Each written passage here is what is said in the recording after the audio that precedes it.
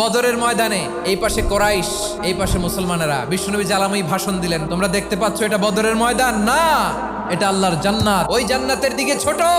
বিশ্বনবীর কথা শোনা মাত্র সাইয়েদনা উমাইর ইবনুল হুমাম বললেন বাখ বাখ, মানে চমৎকার। বিশ্বনবী বললেন মা ইয়াহমিলুকা আলা কওলিকা বাখ বাখ ইয়া উমাইর, আমার এই কথা শুনে তুমি কেন বললা বাখ বাখ? ইয়া রাসূলুল্লাহ, আপনার এই কথা শুনে আমি বড্ড খুশি হয়েছি, আর আমি প্রত্যাশা করছি আমি যদি ওই জান্নাতের মালিক হতে পারি তাহলে কতই না ভালো হতো। সুবহানাল্লাহ বলেন। বিশ্বনবী বললেন উমাইর আনতা মিন আহলিহা, তুমি ওই জান্নাতের অধিবাসী, তুমি জান্নাতি। উমাইর চিন্তা করলেন আমি জান্নাতি, নবীর মুখ দিয়ে যখন বেরোইছে ওই জান্নাতে তো আমার ঢুকতেই হবে, কিন্তু হাতে 3টা খেজুর খেয়ে যদি জেহাদের ময়দানে যাই তাহলে জান্নাতে যেতে তো দেরি হয়ে যাবে।